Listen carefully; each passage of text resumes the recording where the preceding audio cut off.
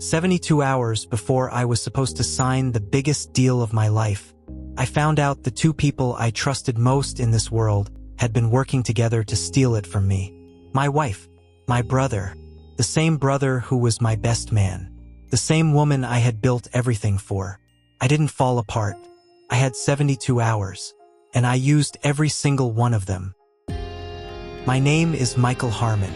I'm 42 years old, and I built my company, Harmon Digital Solutions, from a spare bedroom in a rented apartment in Nashville, Tennessee, with $12,000 in personal savings and a client list that consisted entirely of one very patient small business owner who believed in me before I had any real reason to believe in myself. That was 14 years ago. By last spring, Harmon Digital Solutions had grown into a mid-sized technology firm with 61 employees, an annual revenue of $4.3 million, and a reputation in the Southeast for delivering enterprise software solutions that actually worked the way they were supposed to. We weren't Silicon Valley. We weren't trying to be. We were a Nashville company that did excellent work, treated people well, and built something real over 14 years of grinding. Last April, Vertex Capital, a private equity group out of Atlanta, approached us with an acquisition offer, $8.5 million. 14 years of my life, my savings, my risk, my sleepless nights, my missed vacations and skipped weekends, and every difficult decision I had ever made, valued at $8.5 million. I want to be honest about what that number felt like. Felt like a rival, like the specific exhale of a man who has been holding his breath for a very long time. I said yes to the initial conversation. Of course I did. My brother Daniel had been with the company for 9 years. He came on as our chief financial officer when we were still small enough that CFO was mostly a title. The actual work was more bookkeeping than strategy.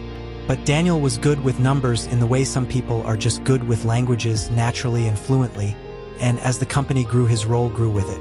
By the time the Vertex offer landed on my desk, he was managing a finance team of 4 people and overseeing every aspect of our accounting, payroll, contracts, and investment structure.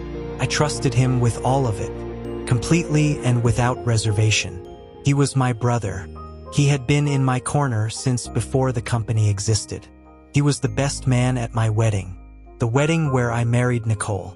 Nicole and I had been together for 8 years, married for 5.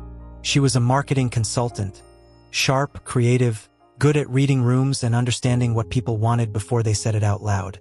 We had met at a networking event and spent 3 hours talking in a corner while the actual networking happened around us. I knew that night I was going to marry her. We had a good marriage. I believed that sincerely, right up until the moment I discovered I was the only one who thought so. The Vertex deal had been in negotiation for 4 months when things started feeling slightly off. I couldn't have named it precisely at first. Just a low-frequency wrongness, the kind of thing you sense before you can articulate it. Certain documents that took longer than expected to materialize. Daniel occasionally vague on details he would normally have at his fingertips. Nicole unusually interested in the deal timeline, asking questions about the closing date with a casual frequency that I registered without quite examining. The moment of clarity came on a Wednesday evening in April. I had left my laptop at the office and driven back to retrieve it. The building was empty, the cleaning crew had already come and gone, and I let myself in with my key and took the elevator up alone. Daniel's office was at the end of the hall, and as I passed it, I noticed his desk lamp was still on. I went in to turn it off. His computer was in sleep mode, not fully shut down. When I moved the mouse to close the open applications before powering it off, a habit not snooping, the screen came to life. There were 2 windows open. The first was an email thread between Daniel and a woman named Patricia Webb, a name I didn't recognize, discussing the transfer of equity shares. The language was careful and legal, but the substance was clear. Shares in Harmon Digital Solutions were being repositioned through a third-party holding structure in a way that had not been disclosed to me or to Vertex. The second window was a text message thread. Daniel's phone had been connected to his computer, and the messages were mirrored on screen. The most recent message was from Nicole. It said, "Vertex closes Friday. We need everything moved before he signs. Are we ready?" Daniel's reply, sent 40 minutes earlier. Almost. Patricia confirmed the holding transfer clears Thursday morning. By the time he's in that room with the pen in his hand, It's already done. I stood in my brother's office in the empty building and read those messages twice. Then I took out my phone and photographed both screens.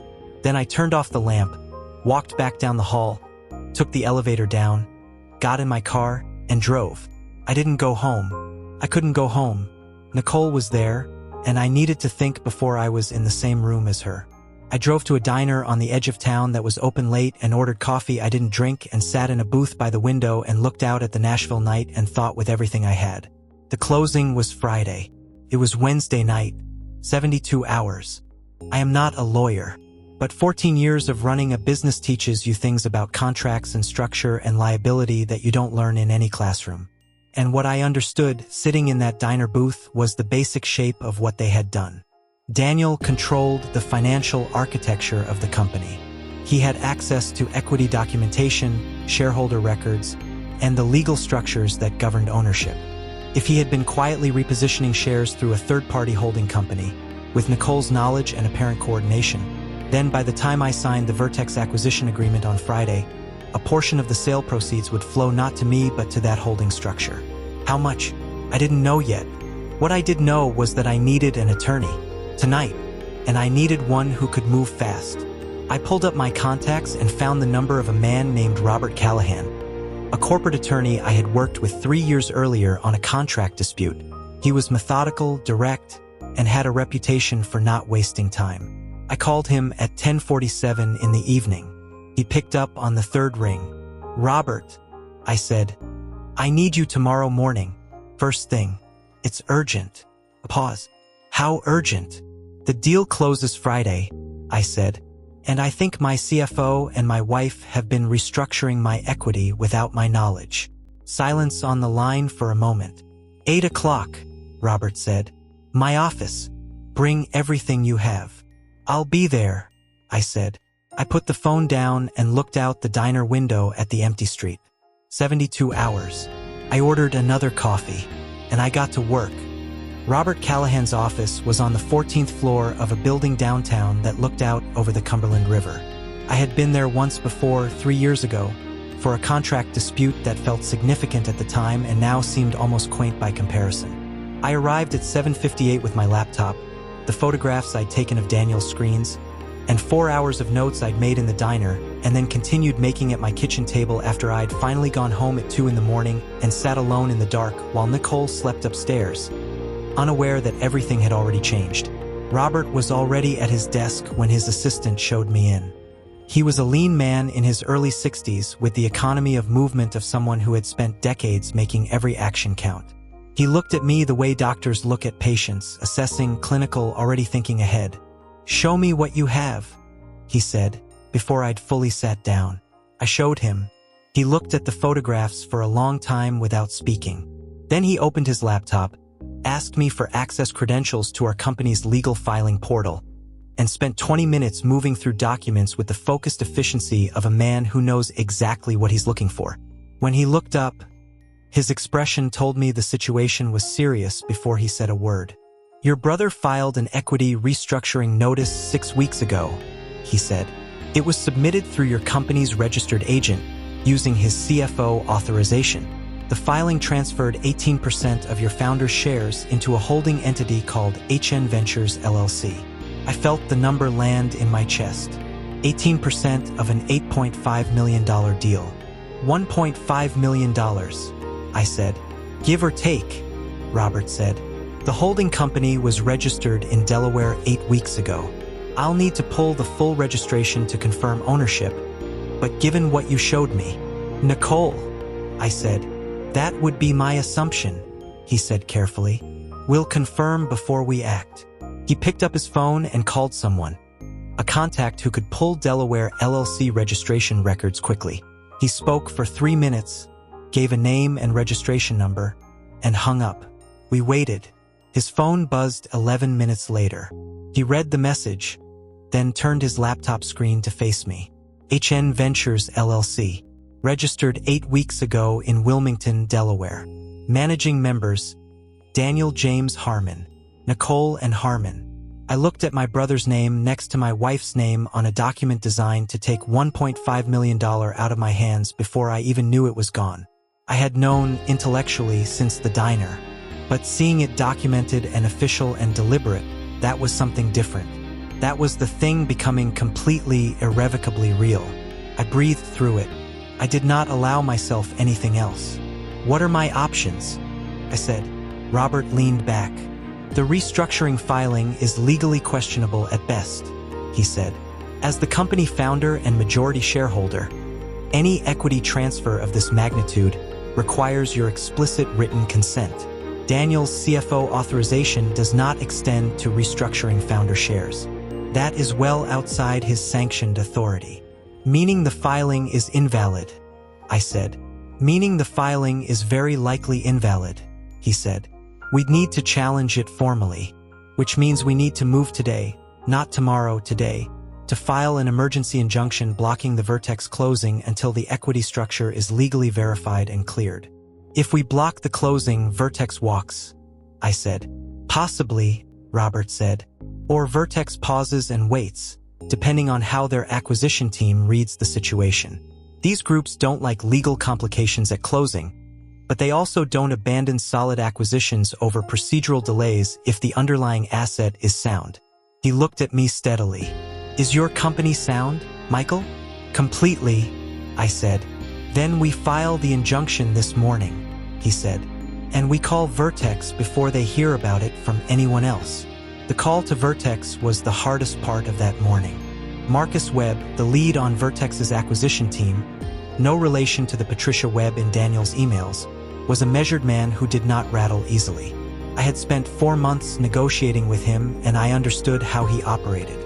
I called him directly, bypassed his assistant, and told him clearly and without drama that we had identified a potential irregularity in the company's equity structure that needed to be resolved before closing. I did not tell him it was my brother and my wife. How long do you need? Marcus said. 72 hours. I said. Possibly less. A silence. This affects the closing timeline. I understand that, I said. But I would rather delay 48 hours than hand you a company with a contested ownership structure. You'd want the same thing in my position. Another silence. Longer. 48 hours, Marcus said. We'll need full documentation of the resolution before we reschedule. You'll have it, I said. I hung up and looked at Robert across his desk. 48 hours, I said. Then let's not waste the next 10 minutes, he said.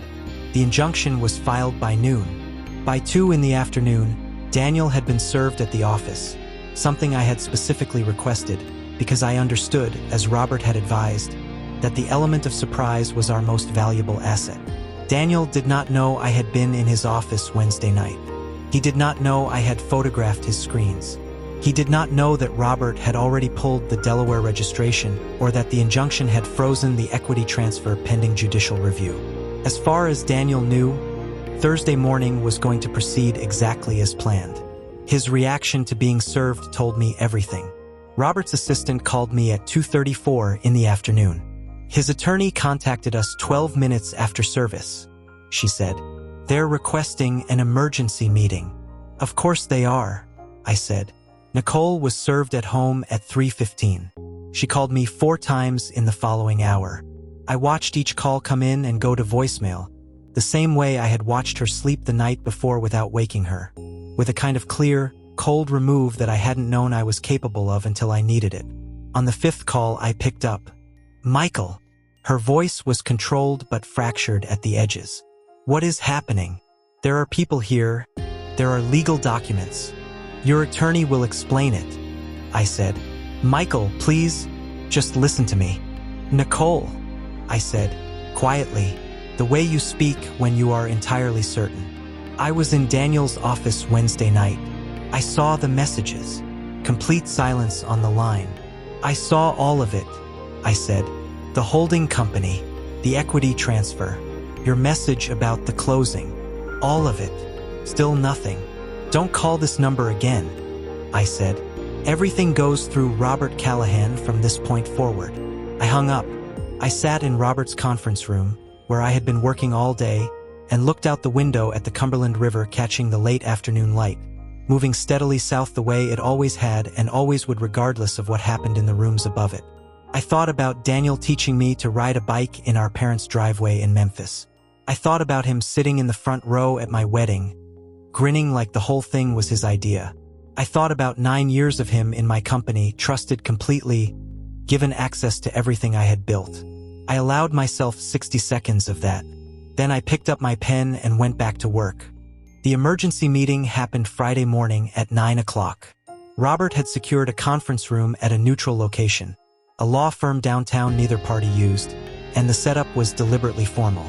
Robert and his associate on one side of the table, Daniel and his attorney, a man named Greg Fallon, on the other. Nicole and her hastily retained counsel, a woman named Diane Marsh, at the far end. I arrived last. I had chosen that deliberately. I wanted to walk into that room after everyone else was already seated, not out of theatrics, but because I understood the psychological weight of it. These were people who had spent weeks, possibly months, constructing a plan that depended entirely on my ignorance. Walking in as the man who knew everything, who had moved faster and more decisively than they had accounted for, that mattered. Daniel looked up when I entered. Something moved across his face. Not quite guilt, not quite fear. Something in between that I didn't have a precise name for. I sat down, opened my folder, and looked at Robert. "Whenever you're ready," I said.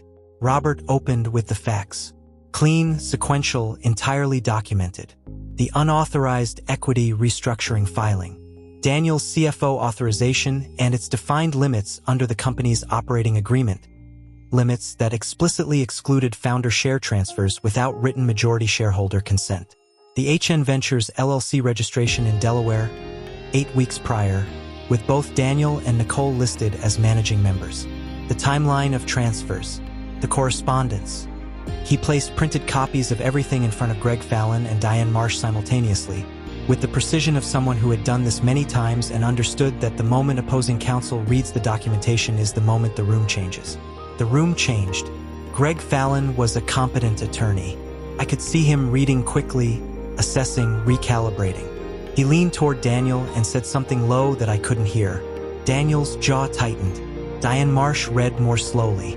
When she finished, she set the documents down carefully and looked at Nicole with an expression that was entirely professional and communicated nothing.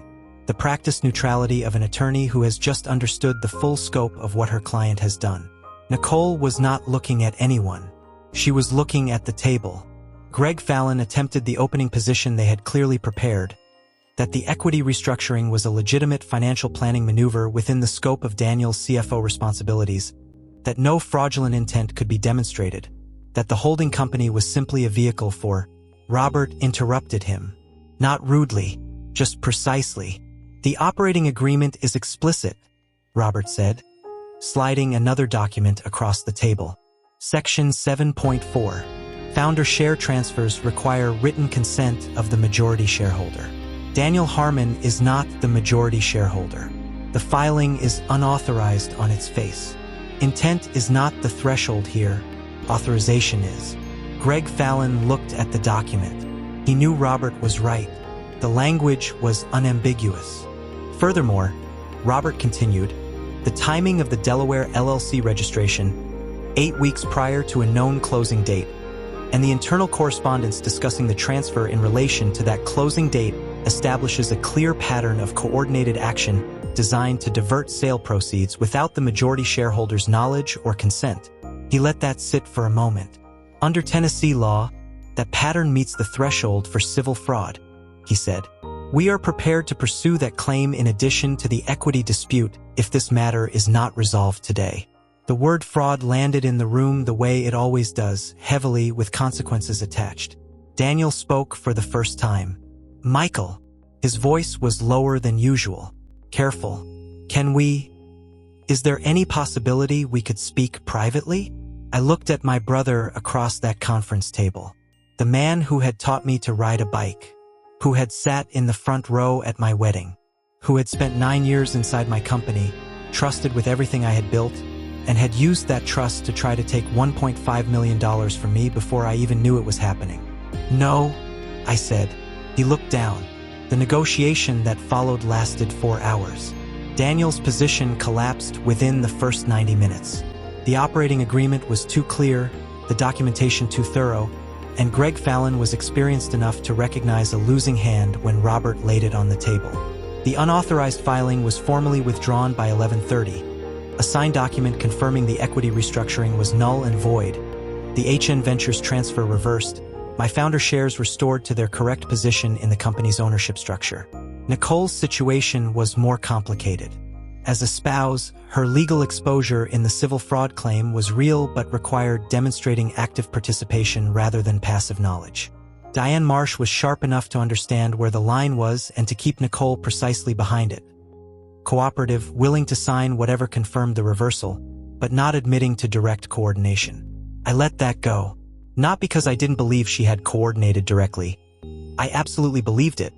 But because Robert had advised me clearly that pursuing Nicole's individual liability in the fraud claim would extend the legal proceedings by months and potentially delay the Vertex closing indefinitely.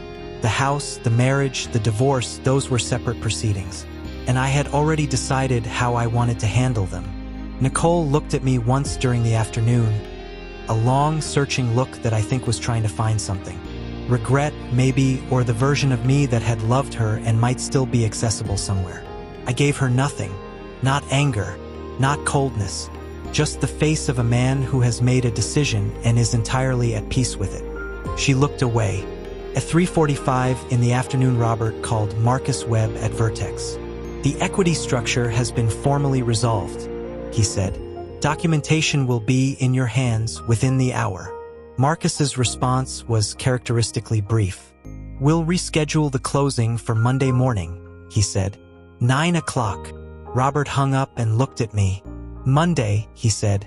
Monday, I agreed. I gathered my files and stood up and shook Robert's hand.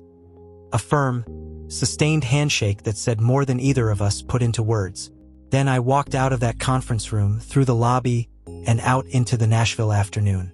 It was warm for April, the kind of afternoon that feels generous. Soft light, a slight breeze, the city moving around you at its ordinary pace, indifferent to whatever has just happened in the rooms above it. I stood on the sidewalk for a moment. Daniel was still upstairs, presumably talking to his attorney about what came next for him. His employment at Harman Digital Solutions had been terminated that morning by written notice. Robert had handled it while we were preparing for the meeting, clean and legal and effective immediately. 9 years, gone in a paragraph. I thought about calling my mother, who was 71 and living in Memphis and had no idea that her 2 sons had just sat on opposite sides of a table while attorneys dismantled what they had done to each other. I decided that conversation could wait until Monday, until after the closing, until after I had the signed documents in my hands and the number in my account and the 14 years of work fully, finally, officially converted into something I could hold. I walked to my car. I had a weekend to get through. And then, on Monday morning, I was going to sign the biggest deal of my life. Monday morning came the way important mornings always do. Quietly, without ceremony, the world entirely unaware of what it means to you specifically. I was up at 5:30. I showered, made coffee, sat on the back porch of the house Nicole and I had shared for 5 years and watched Nashville wake up in the early light. The dogwoods in the yard were blooming white and deliberate, the way they did every April regardless of what was happening in the lives of the people who lived around them. I had spent the weekend alone, deliberately, carefully alone. Nicole had moved to her sister's house Friday evening. I had asked her to, through Diane Marsh, and she had complied without argument, which told me she understood the situation completely.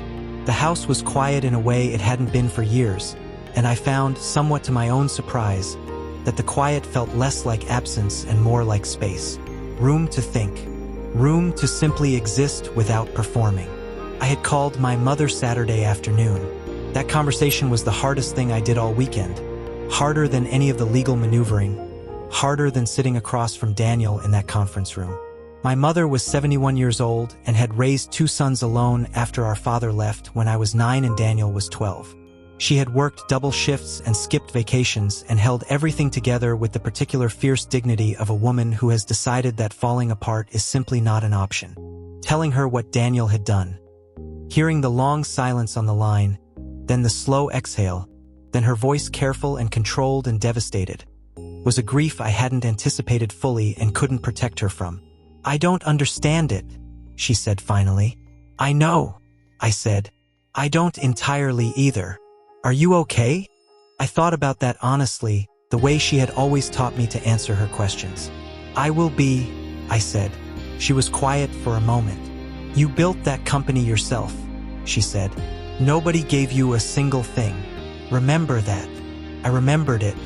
Robert met me in the lobby of Vertex Capital's Atlanta offices at 8:45 Monday morning. He looked exactly as he always looked, composed, precise, carrying a leather briefcase that probably cost more than my first car. He shook my hand and asked how I was doing with the directness of a man who actually wanted to know. "Ready," I said. "Good," he said, "because the paperwork is immaculate and Marcus Webb is already upstairs." We took the elevator to the 19th floor. The closing took 2 hours and 20 minutes. There is something both anticlimactic and deeply satisfying about the mechanics of a major transaction.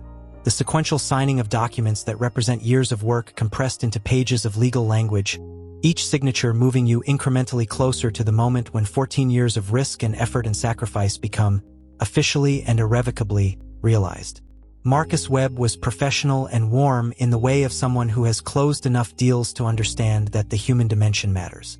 He shook my hand at the beginning and again at the end, and the second handshake held a fraction longer than the first. An acknowledgement, I think, of everything that had happened in the 72 hours before this room. The final document was a 3-page summary agreement. I read every line. Robert had already reviewed it, but I had made a rule 14 years ago that I would never sign anything I hadn't read myself, and I was not going to break that rule today of all days. I signed my name at 11:17 in the morning. $8.5 million. 14 years. One signature. I set down the pen and sat back in my chair and let myself feel it, fully, without qualification or deflection. The arrival of something I had worked toward for so long that it had become less a goal than a direction, less a destination than the act of moving itself. Robert caught my eye across the table and gave me a single, small nod. I nodded back. The divorce filing went in 3 weeks after the closing. Tennessee is a fault-based divorce state, and Robert had connected me with a family law specialist named Carol Briggs who was methodical and thorough, and entirely unsentimental about what Nicole had participated in. The civil fraud claim, which I had held in reserve during the equity dispute, became, in Carol's hands, a significant piece of leverage in the divorce proceedings. Nicole's attorney negotiated carefully and realistically. She understood the terrain. The settlement, finalized 4 months later, gave Nicole a fair share of the marital assets accumulated during our marriage. Carol was precise about what was genuinely joint and what wasn't, and I had no interest in being vindictive beyond what was legally justified. What Nicole did not receive was any portion of the Vertex sale proceeds. Carol had built a clean, documented argument that the sale represented the realized value of a business asset built predominantly before and independently of the marriage, and the civil fraud participation undermined any claim Nicole might have made to goodwill in the division. She walked away with $180,000 in joint savings, her car, and her personal belongings. She did not walk away with a single dollar of what 14 years of my work had produced. I considered that just. Daniel is a harder chapter to close. He lost his job, obviously. That was immediate and non-negotiable. He lost the equity he had tried to redirect, which reverted entirely to me as part of the injunction resolution. His professional reputation in Nashville's finance community, which is smaller and more interconnected than people outside it realize, did not survive the disclosure of what he had done. 2 firms he approached about positions in the months following declined to move forward after conducting reference checks. I do not know exactly where he is now. Memphis, I think, back near where we grew up. My mother speaks to him. I have not asked her not to, because she is his mother too, and that is not a choice I have the right to make for her. She does not discuss him with me, and I have not asked her to. The relationship between my brother and me is not reparable. I have made my peace with that. Not easily, and not without grief, because I am not a man who believes that cutting people off is painless or should be. Daniel was my brother long before he became the man who sat across that conference table from me. Both of those things are true simultaneously, and I have had to learn to hold them without resolving them into something simpler than they are. What he did was a betrayal of a magnitude I don't have adequate words for. And he was also, for most of my life, someone I loved. Those two facts do not cancel each other out. I sit with that. I still live in Nashville. After the divorce was finalized, I sold the house Nicole and I had shared. Too many rooms that felt like someone else's life now, and bought a smaller place on the east side of the city. A craftsman bungalow with a good porch and a yard that needed work, which I found I didn't mind. I have been doing the yard work myself on weekend mornings, which turns out to be quietly satisfying in a way I hadn't expected. The specific pleasure of putting effort into something that responds visibly and grows. Harman Digital Solutions continues to operate under Vertex's ownership. Part of my acquisition agreement included a 2-year consulting arrangement, which keeps me connected to the company and the people I built it with while giving me, for the first time in 14 years, actual breathing room. Time that isn't entirely consumed by the next problem, the next deadline, the next thing that needs solving. I have been using that time to think about what I want to build next. Not urgently, not with the pressure of survival or proof attached to it the way the first company always carries. Just genuinely, openly wondering what 14 years of everything I learned is worth when it's applied freely, without fear. That question feels, for the first time in a long time, like something I'm looking forward to answering. My mother calls every Sunday. We talk about everything and nothing. Her garden, my yard, the Nashville Predators, a book she's reading that she thinks I should read too. She doesn't talk about Daniel and I don't ask. What we do instead is talk like two people who love each other and are glad the other one is still there. That, I have decided, is enough. More than enough, actually. It turns out that when you strip away the things that were never real, the marriage built on deception, the partnership built on betrayal, what remains is still considerable. 14 years of work. 8.5 million reasons it was worth it. A new house with a yard that's coming along. A mother who calls on Sundays. And the knowledge that when everything was on the line, with 72 hours on the clock and the two people I trusted most working against me, I didn't collapse. I thought clearly. I moved decisively.